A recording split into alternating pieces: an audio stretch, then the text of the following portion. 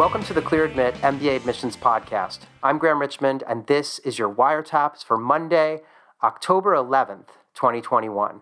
I'm joined by Alex Brown from Cornwall, England. How are things going, Alex? Very good, thank you, Graham. I'm pumped up because it's now your favorite time of year, the postseason for baseball. Oh boy! Yeah, that almost sounds like the postseason for cricket. yeah. Whatever that might mean. Equally slow, I guess. Yeah, but I'm sad the Phillies are not in this postseason, which I've become quite accustomed to over the years. But I still follow it a little bit. But what's going on the kind of MBA admissions side of things? Well, the big news story this week, if that's the right term, was basically Harvard releasing those round one interview invites during the middle of last week. That's annually or perennially, I suppose is the right term, where things really kick off on Livewire and really sort of ratchet up that community over the course of the next several months. There's a lot of activity.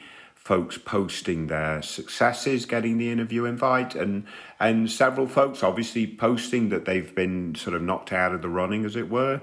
And, some of those folks even recognizing that, it is what it is. We've got to move on and onwards and upwards. And I would say it's really difficult that Harvard is the first big school to sort of really get all its interview invites out in that fashion, because Harvard clearly, like Stanford, is at the very top of the tree, so it's very difficult to gain admissions anyway. But also, secondly, Harvard notoriously takes a deep cut from applicant to interview invite. So that is reflected last week, and lots of conversation related to that, Graham. Yeah, I agree, and I think that two quick points. One, I love to see when someone posts, bad news. I love to see the community kind of rally, and you see people kind of putting up comments to, hey, chin up, move on, just one school, you'll get in somewhere else, kind of stuff. And so I always love that. That's why we built Livewire, is for people to be able to kind of share in the journey. And then the other thing I was going to mention is you're absolutely right. I mean, Harvard, they interview a really small percentage of the applicant pool, and then the good news is if you've got an interview, you've got a really good chance of getting in. I believe it's often north of 50%. So they're interviewing the people that they really, really are interested in. Whereas most other schools, not all, but most, will interview a much larger chunk of the applicant pool, such that, you might have only like a 1 in 3 chance of getting in post-interview. So it's just a different way. But as you point out, to get that first one and have it be such a deep cut can make people worry about their chances. And look, the reality is, as you said, Harvard's hard to get into in the first place, and it's really hard to get an interview. So, so everyone chin up, move on. You got other schools, other fish in the sea kind of thing. Are there any other deadlines coming up, or are we really now into kind of full-on, people are just waiting for interview invitations and maybe beginning to look at round 2 deadlines for additional apps? No, plenty of deadlines this week, Graham. Tell me what the programs are and I'll forget immediately, but no, there are several schools have round 1 admissions deadlines this week. Okay. There's also a couple of schools that are rolling out interview invites this week, in a similar fashion as Harvard did. I did notice actually last week too that Stanford's starting to tease out some interview invites too. So lots is happening right now, Graham. Yeah. There is a lot of stuff happening. Sorry, my English is terrible. So busy time. Over on the website, we did a class profile story around Darden, their class of 23. They published the profile. It's 40% female, which ties a record. Also 40% international. So a lot of these international numbers coming back up kind of post-COVID, although we can't say we're post-COVID, but we're in a different phase of the pandemic. They have about 350 students in their class, and 50 of them were admitted from the consortium, which was a record. So really good underrepresented minority representation in the class. They also indicated that 15 of the students in this class are actually from their deferred admission program. So that gives you a sense of how many people they're bringing in for that kind of thing. GPA was 3.5, GMAT 715, and GRE was 321. So that's kind of the Darden profile for those keeping score at home. And then the other big news is that we brought back our Real Humans series, which is super popular. And what we do is we go to a campus and we get like 5 current students who've just arrived to tell us about their journey to the given school and what the experience is like. And so Michigan's Ross School of Business was the first one up, and we ran that out there. And I was pretty blown away. Like the people that we profiled there was a talent buyer, which someone who like books shows at a major concert hall. There was someone who's manages a theater, so kind of theatrical performances. There was a person working for a variety of NGOs, including the Clinton Foundation. There was someone who had like a regular maybe day job as a consultant, but also doubled as a news anchor for a big media property in, I want to say Bangladesh. And then, there's a guy working in tech and kind of with government agencies in Belgium. So a really interesting group of students that we got to connect with. And I love those Real Humans pieces, and it seems like people enjoy reading them. So that's kind of cool that that's back in action. And we'll be running like a couple of those a week for the next God knows how many weeks. So that'll be fun. Excellent stuff, Graham. Yeah. And then the last thing I wanted to mention is that we did an admissions director Q&A with Amber Janke from University of Washington's Foster School. Great program, as everyone's probably been noticing. It's a program that keeps ticking up in the rankings, and they do really great job with placements at some of the very big tech companies. So there's an interesting Q&A on the website, and there's an audio Q&A that I did with Emily Hayden over at Kellogg, and that aired towards the end of last week. So if you're tuning in, you might have noticed there's an extra episode in your feed this week, and so you can hear what Emily had to say about admissions and all things, Kellogg. So that was fun to connect with her. Not to put you on the spot, Graham, but what did you learn? I learned a lot of stuff. What was funny is that I asked her to like debunk a stereotype, and she like went right at we're not just a marketing school. And also she had this great way of saying everyone says, we're known for collaborative leadership, but we're not soft. So I guess there's this stereotype out there that it's kind of a touchy-feely school, marketing, collaboration. But she was really adamant about, that it's not, that they're more than that. And she talked a lot about, they place a ton of people in tech. In fact, the largest market that they're placing candidates into when you look at regions in the U.S. is the West Coast. So, they had like over 30% of their class go to jobs on the West Coast. So that was just interesting to hear from her. And yeah, she's great. She's just stepped into that role with Kate Smith having departed. So I think she's still kind of, taking the reins of like the full-time MBA and running that program. But she had a lot of really interesting insights into the application process. And so it was fun to connect with her. Yeah, as someone who teaches marketing, I take a bit of umbrage at this idea we're not just a marketing school. I would advocate that marketing is the most important person in the C-suite, because if you don't know your customer, you might as well not be in business. Yeah, I guess that's a fair point. And I mean, and Kellogg does have this reputation, along with Wharton, I would say, as being, really phenomenal in this domain. So in any event, yeah, so that's been what I've been up to. We do have an event coming up actually today at 10 p.m. Eastern about if you're considering an MBA abroad. We're doing that in conjunction with HKU Business School over in Hong Kong. So people can tune into that if they would like. You have to sign up on our website. And Alex will continue to do our Clubhouse meetings every Thursday at 12. If you want to come and hang out with Alex and I, just install the Clubhouse app on your phone and join us for an audio conversation and Q&A. And that's about it. I know we have some candidates to get into this week. I did want to tell you, Alex, that I shared this with you earlier in the week, that we got an email from a listener named Jack who wrote us a really nice note. He said, Graham and Alex, thank you both so much for the advice reviewing my profile. I was an early bird ApplyWire entry from a few weeks ago that scored 700 on the first GMAT attempt. You all recommended that I needed to give it another go, and I did so today after 3 rigorous weeks of studying, and I ended up with a 760 on my second sitting of the exam. Thanks to you both. I'm so thankful that you both have the time and the confidence. I don't know what his writing is a little garbled for me, but he's basically saying that he was really thankful that we gave him the confidence and the direction to go and take it again.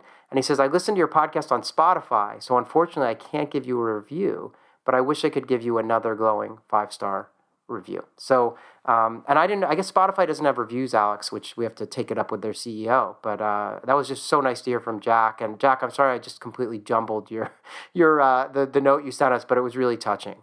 No, it's great, and it is good to get that direct feedback that folks, really take on board some of the things that we say, take action, and there's no guarantee that having a 760 will put you on a different planet than having a 700 in terms of your options, but it's certainly not going to hurt, right, Graham? I mean, it has to be a good thing. Yeah, absolutely. So if you want to reach out to us, obviously we love when people write reviews or rate the podcast over on Apple Podcasts or wherever you listen, if they allow you to review. But you can also just email us at info@clearadmit.com. Use the subject line WireTaps. I should also mention, if you ever want to tweet about the show, just use the hashtag ClearedMitWireTaps, and we'll probably catch it somewhere. Just feel free to reach out however you want. We love hearing from our listeners. But Alex, I think it's time for us to move into the wiretaps portion here and get to these amazing candidacies that you've highlighted for the week. So shall we? Let's kick on. All right. So this is wiretaps candidate number 1. This is an ApplyWire entry that we received, and it's for someone who wants to start school next fall. They're applying to 7 schools, and those schools are Columbia, Duke, Harvard, MIT, Kellogg, Chicago, and Wharton. They've been working as an associate director in a kind of pharmaceutical business development role. And post-MBA, they'd love to get into venture capital, maybe pharma. Presumably, I think what they want to do is like VC in that space. And then they listed some companies, Arch Ventures, Atlas Ventures, F Prime. There's probably a handful that they could target. They have a GMAT score of 740 and a GPA of 3.59. They've got 5 years of work experience. They are located in Boston, and they would really like to stay in Boston. And they mentioned, that they've been basically working in this life sciences, pharma industry, doing strategy consulting at first and working their way up and making their way into more of a pharma business development role as a senior manager. They claim that they say they've completed an asset acquisition, done some out-licensing deals. So they've had a pretty successful career, and they're really hoping to use business school to solidify their skill set and, quote, transition into life sciences VC with a long-term aim of running a venture-backed startup focusing in neurodegenerative diseases. So, Alex, you had some dialogue with this candidate, and I wanted you to just, tell us what you think and tell us a little bit about what you were going back and forth on. Yeah, I mean, quite frankly, Graham, this is a great candidate, right? No doubt about it. The numbers are rock solid for the very top programs. Their professional experience sounds fantastic in terms of their sort of development and the area in which they're working and their impact and so on and so forth. I'm assuming all that checks out and sounds very good. They do some volunteer work and so on and so forth. So to me, the ingredients of this candidacy is top-notch, and they should be targeting top programs, and they are targeting top programs. The only piece of this candidacy that made me a little bit queasy, Graham, is their goals coming out of the MBA. They want to go into VC, and I don't blame them. I think, sure, get your MBA, go into VC, private equity or whatever it is, and in terms of focusing on the life sciences space makes perfect sense and a really good opportunity if you can get the opportunity. And that's where I have a little bit of pushback. We know those types of roles are few and far between, and schools might be a little bit queasy thinking if they're all in on this VC coming directly out of the MBA, that could be a little bit worrisome. So I asked the candidate, what's their plan B? Because someone that has this type of goal, you really do need to have a bit of a plan B and recognize that you might need to double recruit until something pans out. And their plan B made a lot of sense to me. They were potentially going into a smaller startup environment at a more senior role and use that as a segue into VC, assuming the startup environment is venture backed and so on and so forth. So my question to you, Graham, is, should that be plan A? Yeah, and this is something that I think we've talked about a little bit in the past on WireTaps, this idea of VC or private equity being tricky domains to break into, and that sometimes admissions readers and particularly career services officers at these business schools, they kind of bristle at the notion of someone being able to necessarily make that leap. And some of that's because there aren't a ton of MBA grads that go into PE when you compare to, say, tech jobs or or consulting or even banking, right? So they're kind of a small number of jobs, and often those jobs are awarded to people who either are coming from with pre-MBA experience in private equity or venture capital, or maybe at minimum they've done banking, or maybe successfully started and sold a venture-backed startup or something. So it can be tricky. And I think the fear that you have, and I agree with you, that the fear you have here is, will this be a palatable set of goals for the admissions reader? And I liked the backup plan of, hey, I want to continue to do what I'm doing in the kind of pharma domain, but I want to do it in a more senior role, but for a smaller entity, ideally a venture-backed, whether it's a biotech startup or whatever it might be. That would be pretty interesting and would give them a whole host of options. And then they could say, in the long term, I would love to get involved in, VC in the healthcare life sciences domain. That would be more palatable to me. So I kind of agree with your your advice here. Now, do we know, did this person already apply, or this is round 2 stuff? Yeah, I'm not sure we know that. But yeah, hopefully, at the end of the day, Graham, they do belong in a top school. I think it does look like that they have the wherewithal and the experience and the numbers and everything that really resonates. And the industry in which they're focused is a very important industry right now. So yeah, lots to like here. Yeah, agree. I mean, this person will go to one of these top schools, and I noted they have Duke, Kellogg, and Wharton on their list, and I'm highlighting those because of the healthcare strength that those programs have. So there's a lot to like. And, I should also mention, they have Columbia and Booth, and again, Wharton, all pretty good for PE and VC too, right? So it's a good list. They want to land in Boston, so I presume that's why they don't have some West Coast schools on their list. But yeah, very interesting candidacy. And I did want to mention they do. You said they have some volunteer work. It's with the Peter Gammons scholarship, and so it's like a mentorship program that they do. And you may not know this, Alex, but Peter Gammons is a very famous baseball writer and reporter. Oh boy! And he's from Boston. No, I was saying he's from Boston, so they're clearly up to something that sounds pretty interesting and good in their community. So great candidacy. I want to thank them for sharing their profile. Wish them the best of luck. If they haven't finished those essays for round, maybe they're applying in round 2, then hopefully they'll take our advice on board. But again, I'm sure they're going to land on their feet. So pretty impressive. Yeah, and the advice is for general listeners. I mean, make sure that not only are your goals ambitious, but they need to be plausible in terms of the schools that you're targeting need to feel very comfortable that they're going to enable you to go down this path successfully. Yeah, well said.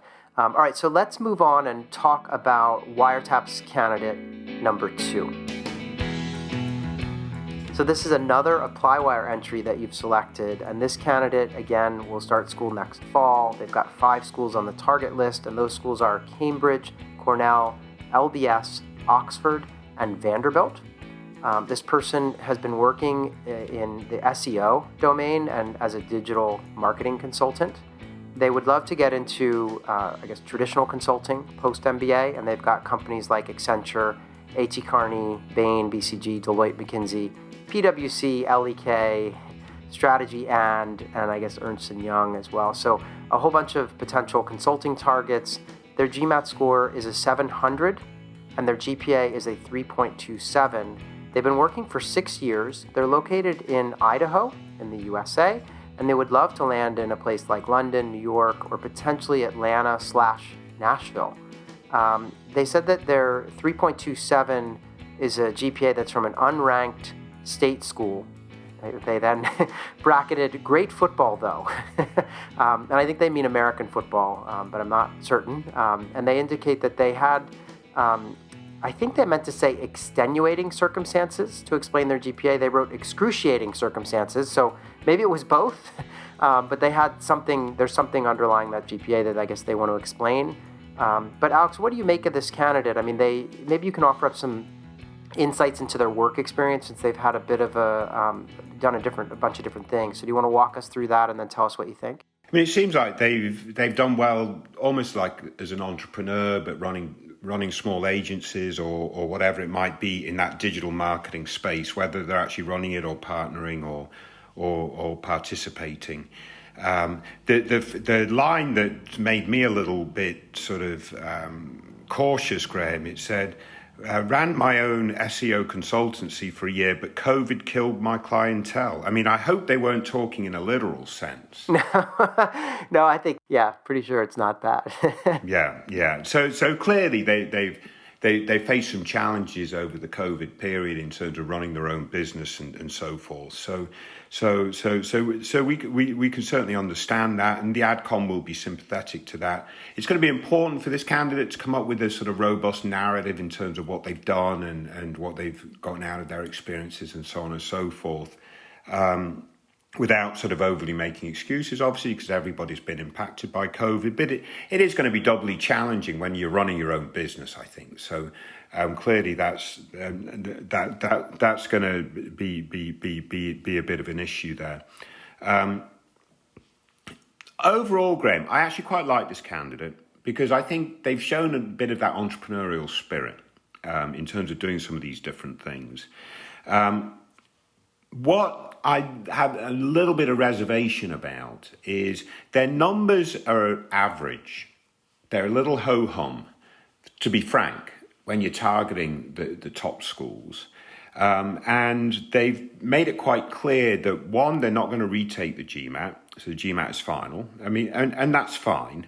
But also, secondly, at the suggestion of maybe doing MBA Math or HBS Core, it's almost like, well, I might do that if I'm not successful in round one. If I'm a proactive candidate, being a little bit more aggressive, I think I would have already gone down that path. Even if I can't do the MBA Math or HBS Core in time for round one, I've got my apps in, now I'm doing it. I'm not waiting to see the results before I decide to do it. Because I do think going down that path and taking a course like this can also influence and impact your round one targets. So that was one thing that stood out for me here, Graham. The other thing that stood out for me is their geographic goals to either be in London, New York, or Atlanta, Nashville after the MBA. And that makes it quite tricky in terms of coming up with these target programs, because if you sort of slice and dice where they're applying, from the London angle, it's London Business School, Oxford and Judge, Cambridge, Oxford and London. And then from the Nashville, Atlanta and New York side, it's either Cornell or Vanderbilt Owen. Yeah. So I think they're a little thin on the ground, certainly on the US side. Don't you think, Graham? Yeah, I agree. I think, there are a few, as I'm kind of looking at this profile, there are a couple of tidbits that I wanted to introduce because it may be relevant. So this person is a white male American, but with Lebanese citizenship. So they have that kind of interesting cultural background that hopefully they can bring to bear in some way, shape, or form in the application process. But when it comes to the school selection, I agree. It's like they've got the key schools in the UK that one would expect to see. But if they want to be in Atlanta or Nashville, where's Emory or even, Duke or UNC, and then, they have Vanderbilt. So those are schools I would think of as being in that kind of, if they want to land in that region. And then when it comes to New York, they have Cornell, but there may be others, right? There are a lot of programs near New York, including some right in New York. So I know their numbers might suggest that might be part of what's driving this. They might be saying, you know what, I'm not going to apply to NYU or Columbia with a 700 and a 3.27. But I don't know. It's interesting. I feel like they might be able to tie this work experience together. I mean, they've started their own business. They've had, probably learned some interesting lessons from failure or challenges faced during COVID with running their own company. And they mentioned that they've had some experience working with VC-backed tech clients on digital marketing strategy, and that's been international in nature, some of that work. And They also sit on the board of a couple of nonprofits that serve the veteran community because their father was a disabled vet. So there's a lot here that could come together if they tell the story well and are able to weave together what could be a kind of disparate set of work experiences potentially. So they have to weave it all together.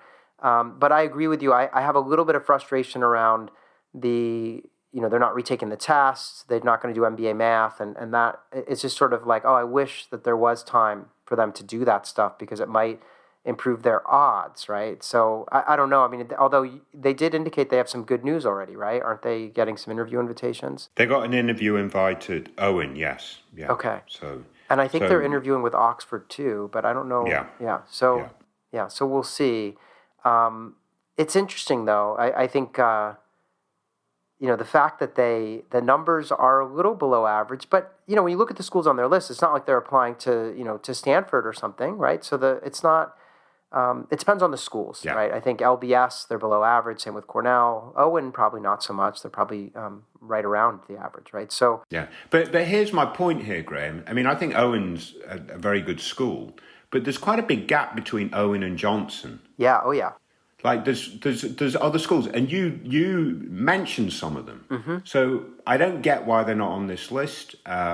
And not that Johnson should be the upper limit, right? So you talked about Duke and so on and so forth. So to me, this candidate is a tad frustrating in as much as, are they going to optimize their candidacy through this process to get into the best school that they should be able to get into? I think that's where I'm a little bit frustrated. And it comes out in a couple of different ways. One is their hesitancy to do things like do MBA Math or HBS Core to strengthen their academic profile. And secondly, applying to the right set of schools. Yeah, agree. Because I think what could happen is they could get shut out with an admit to Vanderbilt, and so then, and Vanderbilt's great in that maybe they would end up there and they would land in one of their choice cities of Nashville. Yeah, it could be great for them, but I'm not sure it's their best option. Exactly. Yeah. So, it's sort of like you always want to make sure you apply to enough schools and to a good range of programs, and you're very smart to call out that gap.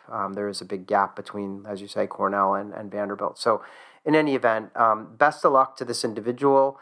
Hopefully they'll keep us posted, and they're going to get some news in round one fairly early on here, so they can always retool and add some of these schools that we've suggested for a round two run, as they point out they might be willing to do. So we shall see. I want to wish them the best of luck in their interviews, as you did as well, Alex, on the website. But yeah, thanks for that submission, and I think we should move on here. Yep. So this is WireTaps candidate number 3. So this is an ApplyWire entry as well. It's a candidate, again, looking to start next fall. They have 6 schools on the target list, and they are Cornell, Dartmouth, Duke, Michigan, UVA, and Vanderbilt. They've been working in consulting, and they'd love to stay in consulting. In fact, they are a sponsored Big Four consulting candidate, right? So that means they're working at a Big Four consultancy, and that firm is going to pay for them to go to business school, after which they're going to go back. So they're kind of a shoo-in for getting a job post-MBA. They have a 690 on the GMAT, and they have a GPA of 4.0. They've been working for 6 years, and they're located in the state of New York. They have high-quality extracurriculars that are tied to education and mentoring, and they really want to focus on education post-MBA in terms of the firm that they're working for has an education practice, which is a kind of ed tech focused practice. So the reason I think, Alex, that you picked this one is because of something that you messaged me about on Slack, which was that they had a question about their GMAT score, because I had said, wow, 4.0 GPA, GMAT feels a little light at 690, but do you want to walk us through what they pointed out and why you threw it over to me? Yeah, for sure. And let me just start off by saying, quite frankly, I think this is a pretty good candidate overall, right? They've got good experience, Big Four, they're getting sponsored, so they must have performed quite well. They've got great extracurricular activities, even though they self-profess that, but let's assume that's correct. And I do like the idea that the extracurriculars dovetail nicely with their goals and so on and so forth. They've got a 4.0 GPA, 6 years of experience. So this does look like an extremely solid to very good candidate. So the debate here and the conversation is all going to be about test scores. They got a 690 GMAT, Graham. Yeah. Which is, one, it's below average, we know that. But it's also below this mythical 700 line, as it were, right? Yeah.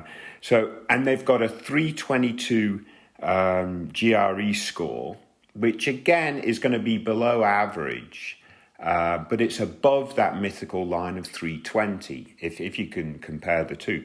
So the question becomes, should this candidate apply with a 690 GMAT or a 322 GRE? I couldn't answer that question in good faith. I sent it over to you, Graham. You wrote a long diatribe, which I read and I thought was absolutely fantastic. Yeah, and because I'm afraid I will never be as eloquent as I was writing it down, but I think they raise a really interesting point regarding this 322, because they happen to have taken the GRE as well. Because I called them out and said, gee, 690, have you thought about taking the test again? And they then revealed, well, I think they said that the 690 was the third attempt, but that they also took the GRE and got that 322. They said, if that's worth anything. And, I started to sort of think this through, and I began to, like you, arrive at this idea that, 322 is actually above a 320. You mentioned below average, but it's actually, the average GRE at, say, Darden, because we just did a class profile on them, is 321. So it's not too far from where they would need to be. Whereas I think when we look at Darden again as an example, their average GMAT is 715. So I feel like the 322 is actually the better score in the absolute terms, and that they just happen to perform better on that test, and that they should put that test out there. And I think that we could stop there, but I wanted to mention that at the end of the day, some of the rankings use GMAT averages and academic statistics, and even if they don't, all the schools are always excited to tout their class profiles. And so if you think of this from the admissions reader or just the admissions office perspective, you have a candidate that could come in with a 322, which if you're Darden or something is above your average, or they could come in with a 690, which is below your average and will drag your average down, right? So I think they want to go with the GRE here. And again, I know Darden's just one of the schools on their list, but I think this will be true across the board, that that 322 is going to be better received. I mean, it would be good to know if what the percentages were on the math and things like that. But I suspect that it's good enough, and so I'm really glad that we sort of pushed them on this and that they revealed that they had this GRE. So I feel like there's no downside to using that GRE score. I don't know if you agree there. I mean, do you think some of this gamesmanship happens in the admissions office where they'd rather have a GRE and than a below average GMAT? I completely agree. I'm going to ask you a quick question, Graham. Do you know, I'm sure there's tools on the internet that convert a GMAT score to a GRE. What does a 690 GMAT convert to a GRE? Do we know? There are tools, but I'm not sure. The way that they tend to work is you have to have both sections of the GRE. So I don't know what this person... What their breakout scores are. Yeah. But I think that... let's see. I think I can find... Yeah, so I think if you have a 322, it does convert, I think, similarly. But the thing is that I think a lot of the schools are using the GRE or test waivers to kind of bring some people into the class that are otherwise great, have interesting profiles, this person has great career goals, right? Because they're a guaranteed hire, they're being sponsored. And so I think to some extent, the schools are using these other tests or test waivers to bring in folks that they really want to give a spot to in the class and who are not going to sort of damage their stats, right? So no, I completely agree. Yeah. Because I do think if you do a conversion, it's probably similar. Yeah. And maybe it's even a little bit lower. There might even be, I can't remember, but I feel like a 320 is more like a 650 or 660 or something. That's what I'm thinking. Yeah. So, but the truth is that, again, unless they bombed on one of the sections, I sort of feel like, if their average GRE score at a Darden is 321 and they have a 322, then that's probably better to put out there. So, anyway, it's an interesting quandary, and I don't think it'd be hard to get a straight answer out of an admissions officer, and that's what I love about this show. We can kind of say whatever the hell we want in terms of what we're thinking, and we're not working in an admissions capacity anymore, and so...